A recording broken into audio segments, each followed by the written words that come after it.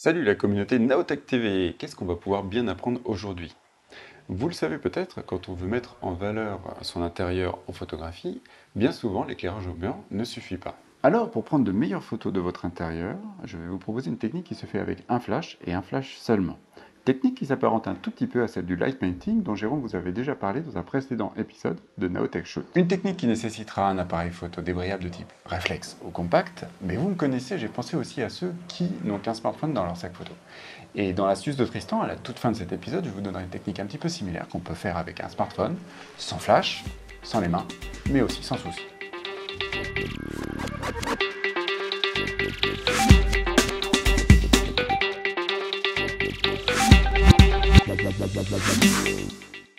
Pour cet exercice, je me suis attelé à éclairer une salle de réunion. Je sais, c'est beaucoup moins glamour qu'une chambre d'étudiante coréenne avec des pandas en peluche sur les étagères. Mais la technique que je vais vous apprendre, vous pourrez bien entendu la mettre à profit pour votre Home Sweet Home quand vous aurez décidé bien entendu de sous-louer votre chambre sur Airbnb. D'ailleurs, si je m'intéresse à une salle de réunion, c'est que nous sommes accueillis ici par Cool & Workers, un nouvel espace de coworking qui vient d'ouvrir à Paris. Qui de mieux pour nous en parler que Jennifer, la co-créatrice du Bazar, qui va faire l'interview, toi? Jennifer, merci de nous recevoir ici chez Cool & Workers. Est-ce que tu peux nous expliquer à ceux qui nous regardent en ce moment, ce qu'est ce nouvel espace de coworking que vous venez d'ouvrir? On a créé Cool & Workers parce qu'on est parti d'un concept de départ. On cherche un endroit pour travailler qui soit souple en mode de fonctionnement et où on puisse venir n'importe quand comme on veut, et on ne trouvait pas. On avait soit les espaces de coworking plus traditionnels, incubateurs, pépinières, où il fallait vraiment passer un interrogatoire digne du FBI pour pouvoir entrer, soit les cafés pour type Starbucks ou autre, mais on n'avait pas de conditions optimales de travail. Donc on a eu envie d'un endroit qui soit vraiment un intermédiaire entre les deux, d'où Cool & Workers. Chez Cool & Workers, on a 4 typologies d'espaces. Un espace nomade où on peut vraiment venir travailler quelques heures avec des vraies chaises, des vraies tables, une imprimante, scanner, photocopieur. On a des bureaux en open space où là, on réserve vraiment au mois le mois. Quand on est entrepreneur, freelance, on n'a pas tellement de visibilité sur notre business et on avait envie vraiment que ce soit sans engagement. On réserve pour 1 mois, 2 mois, 3 mois, comme on a envie, comme on a besoin. On a des bureaux privés, donc là c'est pour les équipes qui ont vraiment envie d'un espace fermé, elles ont leur bureau fermé à clé. Des salles de réunion, parce que c'est plus sympa pour recevoir son investisseur d'être dans une salle de réunion qu'à la cafette. Et une partie qui nous tenait vraiment à cœur, c'est The Corner, donc c'est là où on est. Qui est plutôt sympa et qui donne envie de s'attabler. On a 2 beaux gâteaux roulés derrière nous et je pense qu'on va leur faire un petit croc-croc tout à l'heure. Voilà, donc le jus de chaussette on n'aime pas, on voulait vraiment du café de qualité, donc on a choisi un partenaire, le Café Lomi, qui est un torréfacteur parisien, qui torréfie son café tous les jours à Paris. Donc c'est vraiment du café de qualité. Le thé pareil, on ne voulait pas de sachets de grande surface, donc on a décidé de travailler avec la maison du thé qui prépare vraiment le thé dans les règles de l'art. Les meilleurs cheesecakes de Paris, les roulés comme vous pouvez le voir qui donnent vraiment envie de plonger sa cuillère dedans. Donc ça c'est vraiment pour la partie The Corner. Et surtout la philosophie de notre espace, c'est venez comme vous êtes, on vous met tout à disposition pour faire grandir vos projets, que vous travaillez dans un cadre agréable. Alors ça c'est un slogan qui va peut-être rappeler une autre chaîne, mais bon, vous l'assumez. On l'assume, on n'offre pas du tout les mêmes services, nous on est plus au niveau de la qualité, mais c'est surtout, voilà, on vous met tout à disposition pour que vous puissiez travailler dans de bonnes conditions et que vous veniez sans aucun engagement, juste avec votre tête et votre stylo. Tu nous rappelles l'adresse ? 34 rue du Chemin Vert, Paris 11e. On est ouvert 7 jours sur 7, 9h-19h la semaine, 11h-18h le week-end. C'est parti, on retourne sur notre tutoriel pour savoir comment éclairer un espace avec juste un flash et une lumière d'ambiance.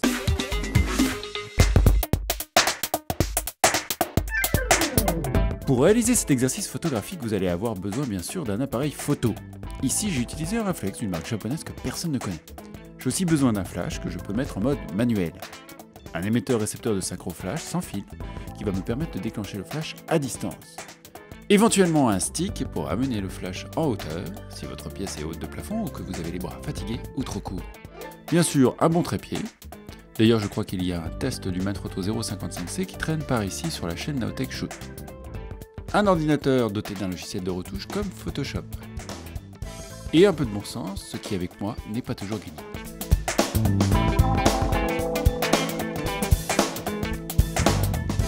La réalisation de cette image nécessite plusieurs phases. D'abord, on fait son cadre et on immobilise le trépied. Celui-ci ne devra plus bouger durant les phases qui vont suivre. On shoot une première image sans flash. Elle nous servira de référence de lumière d'ambiance. J'aime faire cette image même si au final je ne vais quasiment pas l'utiliser. Ici, j'ai shooté avec l'éclairage du plafond, puis dans les images suivantes, j'ai éteint le plafonnier. Mention spéciale pour les amoureux des chiffres, je suis à 800 ISO, à f5 d'ouverture et à 1/60 de seconde. On pensera à régler notre appareil photo sur minuteur ou à utiliser télécommande si on en a une. Le flash et l'appareil sont reliés par le déclencheur sans fil. Si vous n'avez pas de déclencheur de flash sans fil, voici une astuce à condition que votre appareil photo possède un flash intégré et que votre flash puisse se déclencher quand il voit un autre flash. Mon conseil alors est de mettre votre flash intégré au minimum, puis de placer un carton noir sur celui-ci de manière à éviter que l'éclair de ce dernier ne vienne perturber l'éclairage de votre flash à main. On pourra d'ailleurs pousser celui-ci presque au maximum, ainsi le flash intégré ne servira qu'à déclencher le flash à main, mais la différence de ratio entre les deux fera que la lumière apportée par le flash intégré sera invisible. Maintenant, si vous projetez de réaliser cette technique régulièrement, sachez qu'un déclencheur sans fil, ça ne vaut plus vraiment cher. Moi j'utilise des modèles de la marque suisse Elinchrom, mais Yongnuo, un constructeur chinois dont j'ai déjà parlé et dont je reparlerai peut-être prochainement, propose des modèles à 30 ou 50 euros. Vous trouverez les références Amazon de tous ces produits dans la description, en dessous de la fenêtre vidéo YouTube.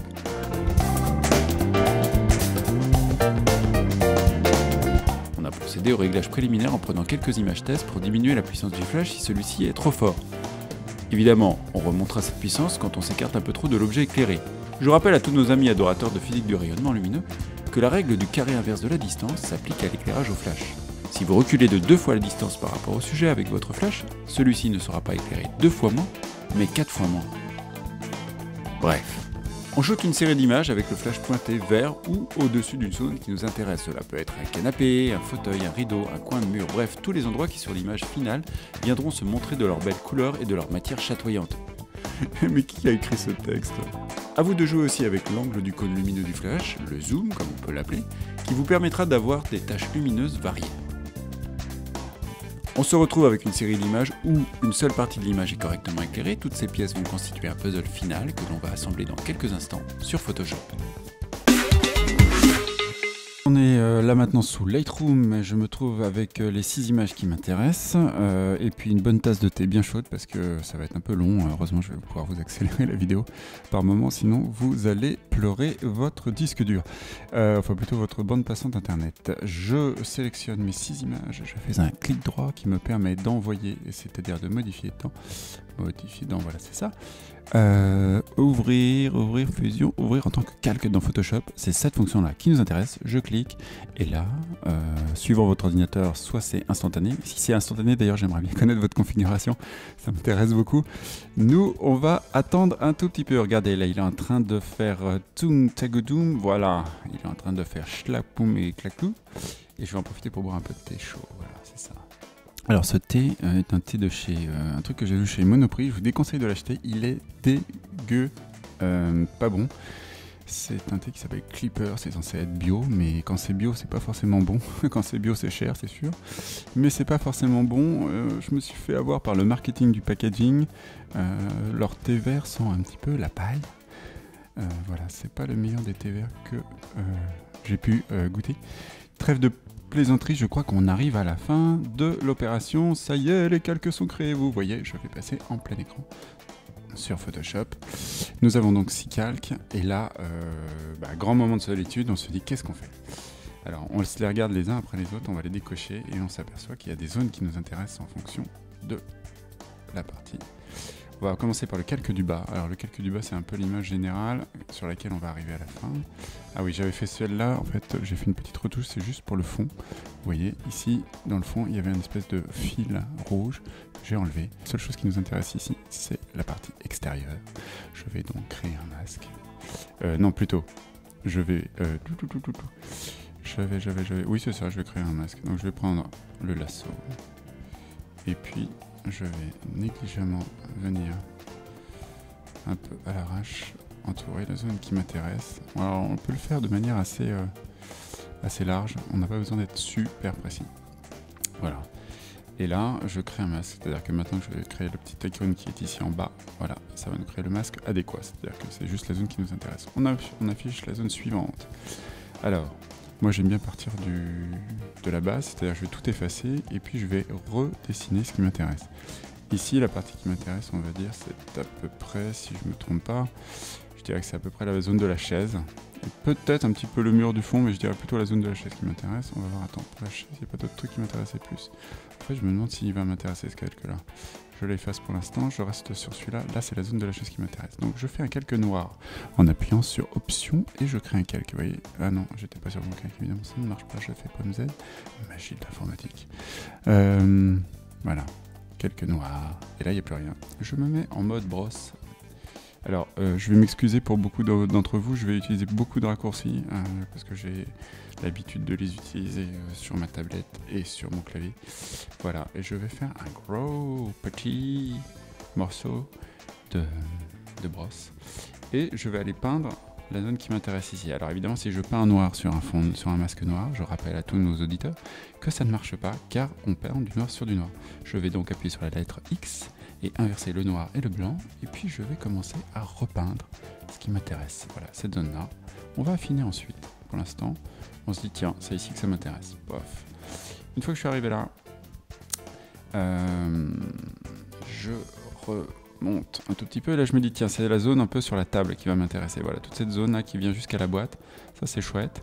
Donc je vais sur le calque désiré, je refais un masque noir, puis je me remets à peindre. Et là, je vais peindre exactement ce qui m'intéresse. Voilà. Je vais m'arrêter, je ne vais pas aller plus loin.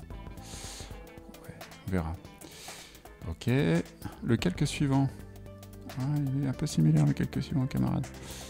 Disons que je pense que le calque suivant est un tout petit peu plus clair. Il va m'intéresser plus pour la zone qui est en avant de la table. Alors voilà. Et pour la table en général, vous voyez, ça se marrait bien. Ça commence en tout cas. Voilà. Okay. Et le dernier calque. Ma foi, j'avoue que ça doit être pour le fond. J'aime bien le fond. Yes. Et je viens de refaire la même erreur. J'adore. Je suis un garçon qui fait beaucoup d'erreurs. Mais l'avantage, c'est qu'on peut s'y reprendre à plusieurs fois. Voilà. Et donc ce qu'on entend peut-être dans le micro, je ne sais pas, j'ai écouté tout à l'heure la bande son, on entend le petit bruit du crayonné de mon stylet sur la tablette. Youpi. Voilà. On va essayer d'éviter d'aller dans la fenêtre. On va descendre un tout petit peu la taille du pinceau. Voilà. Et on va les peindre dans le fond. Donc je vous accélère ça tout de suite, on se retrouve dans 2 minutes.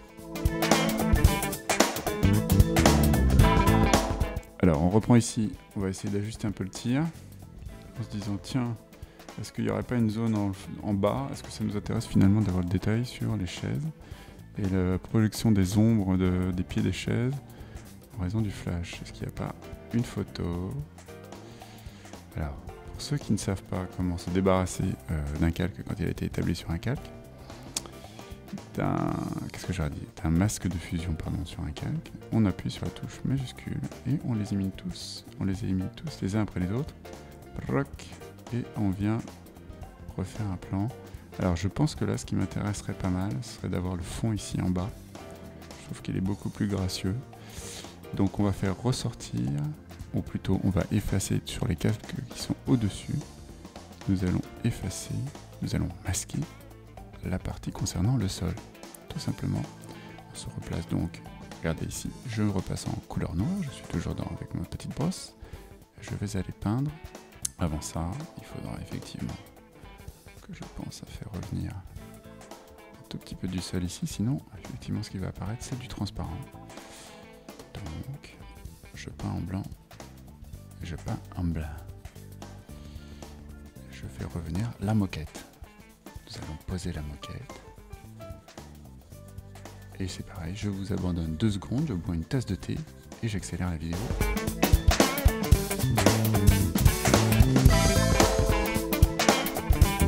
Voilà, j'ai fait réapparaître mes calques et maintenant on va masquer à la louche. Donc je repasse en noir pour masquer les zones qui ne m'intéressent pas, car ce que je veux, avoir de la belle moquette bien unie, pas forcément avec des taches de couleur. Je veux que mon œil soit attiré par la table et non pas par la moquette. Alors là j'étais un peu trop loin. Voilà, on va agrandir, on va essayer de voir un peu ce qu'on fait. Ce sera mieux. Voilà, on voit qu'il y a des petites pétouilles, c'est pas grave, ça va s'arranger tout ça. On voit aussi qu'il y a une partie de mon pantalon, mais ça on pourra le corriger même si on l'a laissé dans l'image finale. Tchac. Alors, quelle est la partie qui m'intéresse le plus pour les chaises? Ça non. J'avoue que ça reste cette partie-là, je pense. Tchac, tchac. Non. Décidément, ce calque ne m'intéresse pas, je crois que je vais le faire disparaître. Adieu. Hop. Je t'aimais bien. Je t'adorais même. Parfait. Non, c'est vraiment cette partie-là qui m'intéresse sur les chaises. Ce qu'on peut dire ici, c'est qu'on a voilà, géré une tâche qui était ici. Ça, c'est plutôt pas mal géré. Après, ce qui est bien, c'est que voilà, vous crayonnez, vous peinturlurez, comme on disait quand on était gamin. Tu peinturlures, tu passes en blanc, tu passes en pas blanc. Et puis t'essayes, hein. T'essayes la vie, quoi. Puis tu vois si ça marche, puis tu vois si c'est bien, quoi. Alors, là, c'est pas mal, seulement c'est un peu trop violent. Donc je vais réduire, en fait, l'opacité. Je peux réduire soit l'opacité, soit, comme je suis avec une tablette, je vais réduire le flux de ma tablette. C'est-à-dire que mon pinceau va passer plus délicatement en fonction de la pression. Voilà, regardez. On vient faire apparaître la tranche, et ça c'est pas mal, c'est même très intéressant. On va pouvoir unifier le bazar, on va remasquer en essayant d'être précis. Alors quand on a besoin d'être précis, il n'est pas interdit de se donner des petits repères, des petits guides. Voilà, de façon à ne pas baver. Comme on disait aussi il y a longtemps, on va pas baver les gars. Voilà, regardez. On fait une petite tache bien claire. Ça me plaît bien. Ici, en revanche, il fallait pas y aller trop. Je vais même atténuer encore l'acidité du fruit, cette fois-ci en diminuant l'opacité de mon bazar. Je vais repasser plusieurs fois là où ça m'intéresse. Voyez, j'aurais éclairci tout doucement et je peux enlever ma sélection. Très bien, là la chaise elle est pas mal, derrière on est bien, Tintin. Il y a peut-être au fond ici j'ai une pétouille, qu'est-ce que c'est? Eh bien c'est simple, il suffirait de se dire qu'en fait on reste dans ce calque-là, pardon, et on va repeindre le fond qui normalement devait être celui-là, puisque j'avais décidé que c'était ce calque-là qui représentait mon fond.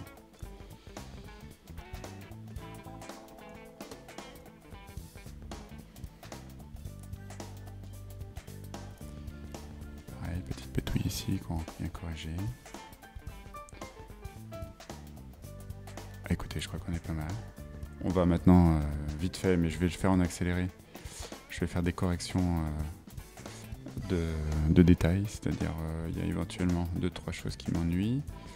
Ici évidemment j'ai pensé à laisser un carton que je vais éliminer, et puis il y a ces fils là qui sont vraiment disgracieux, mais ça je vais vous le faire en accéléré.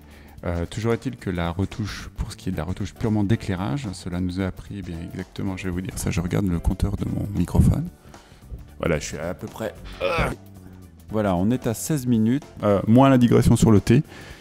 D'ailleurs que je vais reprendre un tout petit peu, et voilà vous voyez que finalement c'est assez rapide, on peut s'amuser à éclairer exactement les zones qui nous intéressent. A tout de suite.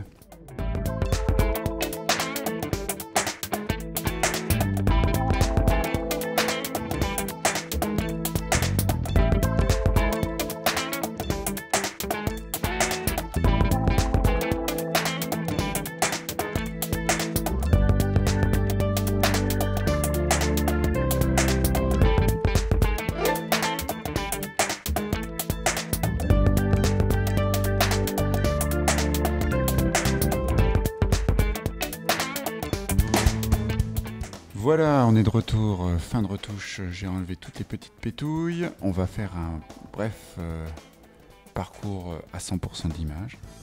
pour voir un petit peu tout à quoi j'ai procédé. Alors, j'ai laissé une petite astuce. D'ailleurs, je m'aperçois que j'ai laissé un petit débord ici un peu sombre. On va le travailler tout de suite. Petite astuce pour enlever les câbles des fils électriques. J'ai fait 2 prises identiques. Voilà, maintenant ils ont 2 prises de télé. Ils n'ont pas de prise électrique. Mais pourtant, la télé marche quand même. C'est magique chez Call & Workers. Alors voilà, dernière petite astuce, toujours en mode tampon, enfin avec l'outil tampon, je viens sélectionner une petite zone qui vient m'intéresser ici. Ou alors on va faire petit tampon très petit. Et on va aller venir délicatement. Voilà, on y va tout doucement. Parfait, c'est fini. Go! Donc vous avez peut-être pu voir en accéléré que j'avais retouché un petit peu les détails du mur. Qui avait des petites imperfections et qui venaient... Alors bon, c'est normal, c'est du style industriel, quoi. Je veux dire, du ciment. Le ciment, c'est pas parfait. Mais dans l'image, ça venait un peu perturber la lecture. C'est pour ça que j'ai préféré les enlever. Et puis, ce que j'ai fait aussi, c'est que j'ai retouché... J'avais une tache ici de moquette que j'ai refaite. J'ai fait disparaître ma boîte qui était là. Bref. Ah oui, un truc qu'on a failli oublier, c'est le bord de mon pantalon. Malheureux. Alors là, il y a une fonction fantastique chez Photoshop qui existe depuis pas mal de temps maintenant. Vous prenez votre lasso, vous sélectionnez la zone indésirable et puis vous venez l'entourer négligemment. Et là, vous allez dans édition. Alors, je l'ai fait tout à l'heure, mais je l'ai fait avec mon raccourci clavier, donc je vais vous le faire maintenant sans raccourci clavier. Vous allez dans édition, remplir, et là, vous demandez contenu pris en compte. Voilà. Et il y a une nouvelle option adaptation des couleurs, je ne sais pas trop à quoi ça correspond. Si Scott Kelby veut bien m'écrire pour m'expliquer, je suis d'accord, je suis preneur. Et vous cliquez sur OK. Si ça marche, voilà. Et puis vous allez vérifier le bazar, parce que c'est bien, ça fait le travail, mais parfois il faut vérifier surtout au niveau du bord du lasso, de la zone de sélection que vous avez faite. S'ils n'ont pas laissé des zones un petit peu zarbi. J'en profite pour enlever encore une petite pétouille de ciment. Bon, écoutez, c'est pas mal, on est à 66% d'agrandissement de mon image. Je suis pas dans des conditions de retouche tip top parce que j'ai la fenêtre de mon salon qui m'éclaire la tête. J'ai les yeux sûrement qui sont pas très adaptés à une faible luminosité, mais voilà, je trouve encore une zone noire, un fantôme, comme on dit en peinture. Je parle de peinture bâtiment, hein. Je parle pas de peinture artistique. Bref, j'enlève les fantômes. Voilà, chers amis, scène de réunion, comme il se doit. Je rappelle donc les grandes bases en fait de cette technique et de ces retouches. On crée en fait tout un tas de calques qui viennent s'empiler les uns au-dessus des autres. Voilà, avec les différentes images. Voilà, et on va retirer les masques de fusion. Parfait. Donc chacun de ces calques, voilà, qu'est-ce que j'ai fait? J'ai même effacé des trucs là, génial, j'adore. Chacun de ces calques a sa petite zone bien éclairée comme il faut. Hop là. Ça y est. Et puis, vous créez des calques noirs, c'est-à-dire que c'est comme si vous effaciez à nouveau chacun des calques. Vous créez des masques de fusion noirs, pardon. J'ai fait cette erreur souvent, hein. Je vous demande pas de réécouter les 7 minutes qui ont précédé, mais souvent j'utilise le terme calque à la place du terme masque de fusion. Le masque, c'est la zone qui vient délimiter ce qui est visible ou non dans le calque. Voilà, et vous travaillez chacun des masques de fusion au pinceau pour faire apparaître les zones qui vous intéressent. Puis, une fois que ça vous va, que ça vous correspond plus ou moins, vous créez un calque au-dessus qui reprend l'empilement de tout cela. Pour créer ce truc, c'est commande Alt Maj NE sur mon Macintosh, et je pense qu'on ne doit pas être très loin de la même chose sur PC. Et ça vous crée donc en fait un nouveau calque qui reprend en fait toutes les corrections précédentes sans écraser les calques en dessous, ce qui vous permet éventuellement de retoucher tout ça. Et puis après, dans le calque final, vous retouchez les petites pétouilles comme on vient de le faire à l'instant. Voilà, cet épisode un peu technique touche à sa fin. J'espère que vous y aurez appris plein de choses intéressantes. En tout cas, j'espère qu'il vous aura permis de lancer votre agence immobilière ou de sous-louer votre chambre de 8,50 m² à une équipe de hockeyeuses suédoises. Si vous voulez plus d'épisodes sur les techniques au flash, donnez-nous des petits pouces bleus en bas de la vidéo. De manière générale, d'ailleurs, donnez-nous plein de petits pouces bleus. Vous savez que ça nous aide beaucoup sur la chaîne Neotech TV. Donc, des pouces bleus, des pouces bleus, des pouces bleus. Je vous retrouve dans un instant pour l'astuce de Tristan. et je vous dis à très bientôt.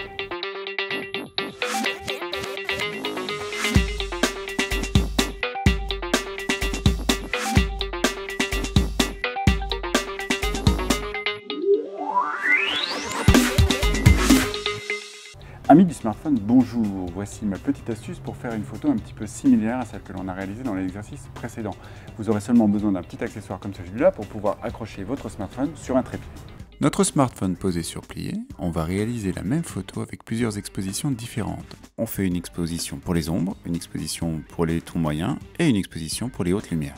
Des expos différentes et pourquoi pas des appoints lumineux qu'on pourra faire avec une lampe, un panneau LED si on en possède un ou bien une lampe de poche. Puis les images seront assemblées de la même manière sous Photoshop en utilisant le système des masques. Certains pourront voir dans cette technique une technique similaire à celle du HDR, c'est vrai, à la différence que là on choisit à la main les zones que l'on veut voir apparaître selon l'exposition désirée. Je suis très fier de reconvertir une technique tout à fait récente en une technique plutôt artisanale faite à la mano.